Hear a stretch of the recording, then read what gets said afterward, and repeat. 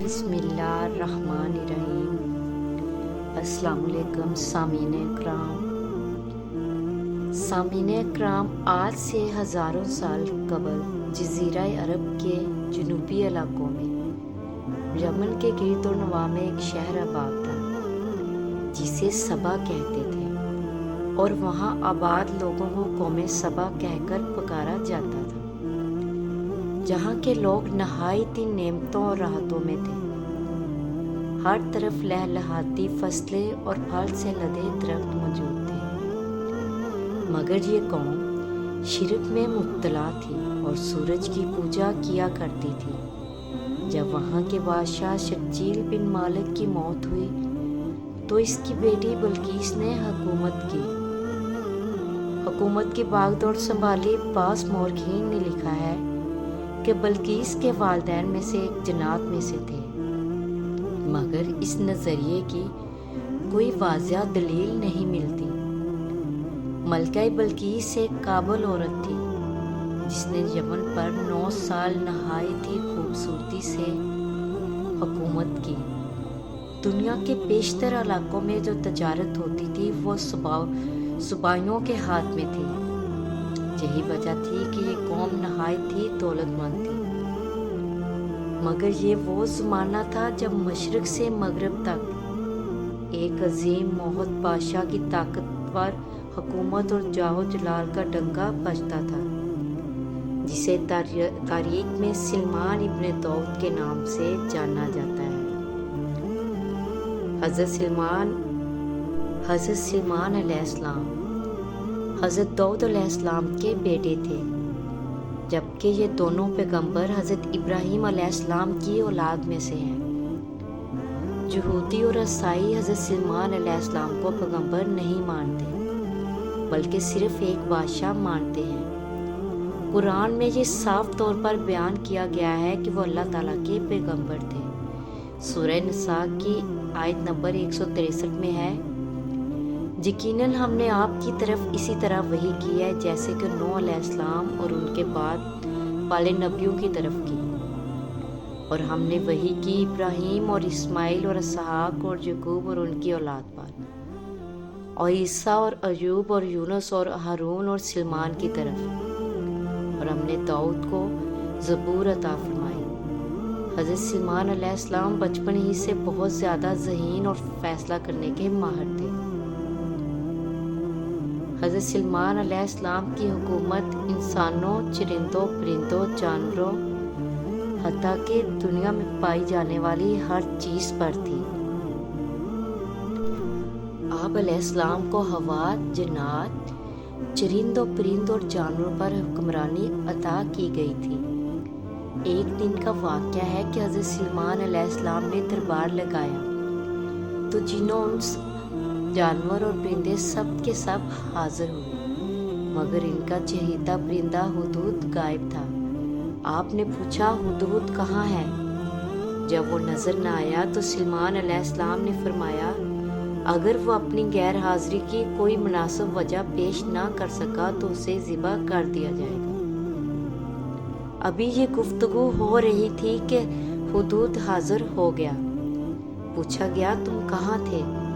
ہدہد نے بڑے احترام سے جواب دیا، اے اللہ کے پیغمبر، میں اڑتے اڑتے ایک ایسے ملک پہنچ گیا جہاں لوگ شرک میں مبتلا دیکھے۔ وہ آگ اور سورج کی پوجا کرتے ہیں، اور ان کی ایک رانی ہے جسے وہ بلقیس کے نام سے پکارتے ہیں۔ وہ ایک تخت جو بہت بڑا ہوا کرتا تھا، جس پر بیٹھ کر وہ حکومت کرتی تھی۔ اس کے تخت میں قیمتی ہیرے، جوہرات، لال زمر جڑے ہوئے ہیں، اور اس کے پاس تمام شاہی سامان آرائش و نمائش کے موجود ہیں۔ حضرت سلمان علیہ السلام نے کہا، اگر تمہاری بات سچ ہے تو میرا خط اس ملکہ تک پہنچاؤ تاکہ وہ شرک سے باز آ جائے، اور خط پہنچانے کے بعد وہاں بیٹھ کر سنو کہ وہ کیا رد عمل اختیار کرتی ہے، اور پھر آ کر مجھے خبر دینا۔ حضرت سلمان علیہ السلام نے خط روانہ کیا جو کچھ اس طرح تھا، شروع اللہ کے نام سے جو بڑا مہربان اور رحم فرمانے والا ہے۔ یہ عزت والا خط سلمان ابن داؤد کی جانب سے ملکہ بلقیس کی طرف ہے، جو ہدایت کی پیروی کرے اس کے لیے سلامتی ہے۔ مجھ پر غلبہ کی خواہش نہ کرو، میرے مقابلے میں سرکشی اختیار نہ کرو، بلکہ فرما بردار اور مطیع ہو کر میرے پاس آ جاؤ۔ یہ خط دراصل ملکہ سبا اور اس کی قوم کی طرف دعوت اسلام تھی۔ ہدہد نے یہ خط لے جا کر ملکہ بلقیس کی گود میں گرا دیا۔ ملکہ کے دربار میں اس وقت 300 کے قریب سردار بیٹھے تھے۔ انہوں نے جب یہ خط پڑھا تو طیش میں آ گئے اور کہا کہ یہ ہماری توہین ہے، ہمیں اس کا سخت جواب دینا چاہیے۔ مگر ملکہ بہت سمجھدار تھی، اس نے انہیں سمجھایا کہ خط سے پتہ چل رہا ہے کہ یہ کوئی عام شخص نہیں، خدا کا کوئی پیغمبر ہے، لہٰذا ہمیں حکمت سے کام لینا چاہیے۔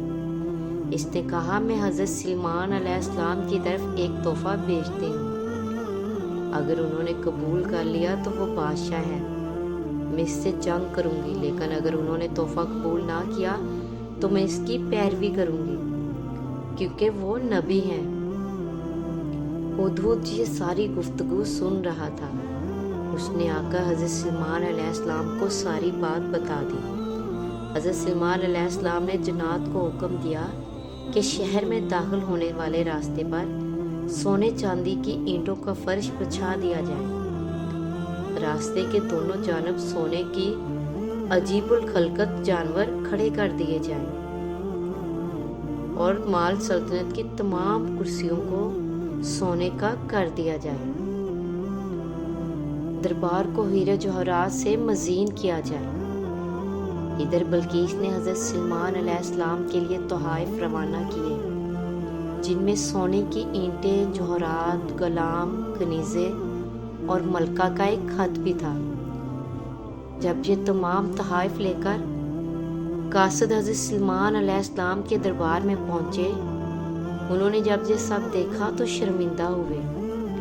حضرت سلمان علیہ السلام نے ملکہ کے قاصدوں سے کہا، کیا تم لوگ مال سے میری مدد کرنا چاہتے ہو؟ مگر دیکھ لو، جو کچھ اللہ نے مجھے دے رکھا ہے وہ اس سے بھی زیادہ ہے جو تمہیں دیا ہے، لہٰذا تمہارا تحفہ تمہیں مبارک ہو۔ اب تم اپنے تحائف کے ساتھ واپس جاؤ اور اپنی ملکہ سے کہنا کہ ہمارا انتظار کرے، ہم ایک زبردست لشکر لے کر آئیں گے۔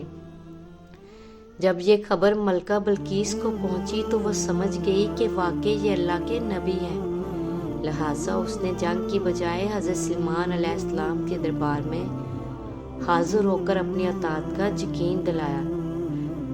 جب حضرت سلمان علیہ السلام تک یہ پیغام پہنچا کہ ملکہ ان تک آنا چاہتی ہے تو اپنے اپنے درباریوں سے کہا، تم میں سے کون ہے جو ان کے مطیع ہو کر آنے سے پہلے ملکہ کا تخت میرے پاس اٹھا لائے؟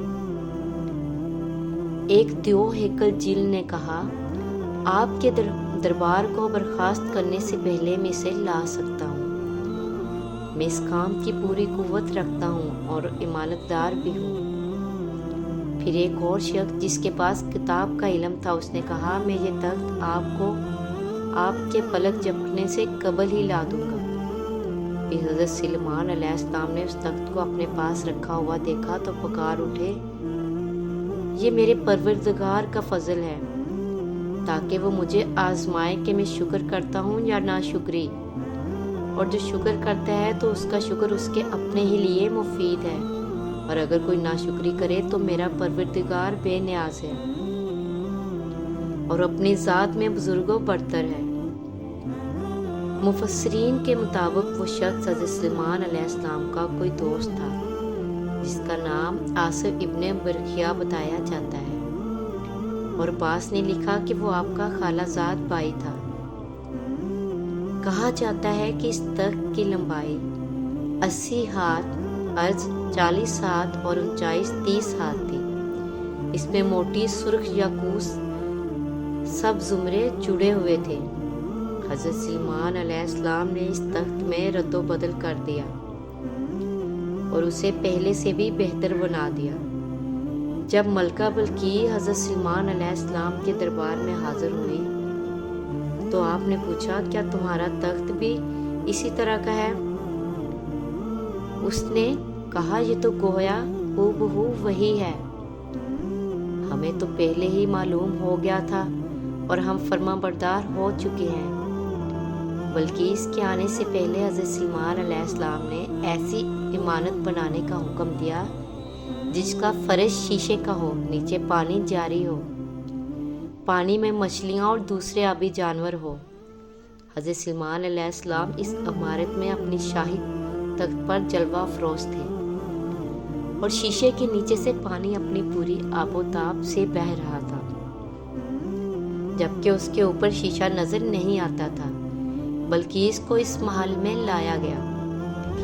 جب اس نے فرش کو دیکھا تو سمجھی کہ یہ پانی کا ایک حوض ہے، لہٰذا اپنی پنڈلیاں اوپر اٹھا لی، پنڈلیوں سے کپڑا اوپر کیا۔ سلیمان علیہ السلام نے کہا یہ تو شیشے کا چکنا فرش ہے۔ تب وہ شرمندہ ہوئی اور بول اٹھی، اے میرے پروردگار، میں سورج کی پوجا کر کے اپنے آپ پر ظلم کرتی رہی ہوں، اور اب میں نے سلیمان کے ساتھ اللہ رب العالمین کی اطاعت قبول کر لی ہے۔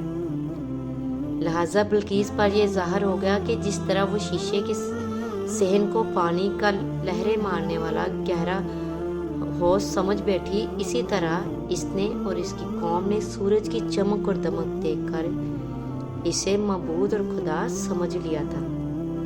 اس سے اپنی غلطی پر نہایت ہی شرمندگی ہوئی۔ بعض مورخین نے لکھا ہے کہ اس واقعے کے بعد ملکہ سبا مسلمان ہوگی اور حضرت سلیمان علیہ السلام کے نکاح میں آ گئی، جبکہ بعض نے لکھا کہ آپ نے بلقیس کو یمن واپس بھیج دیا اور اس کے لیے وہاں بڑے بڑے محل تعمیر کروائے۔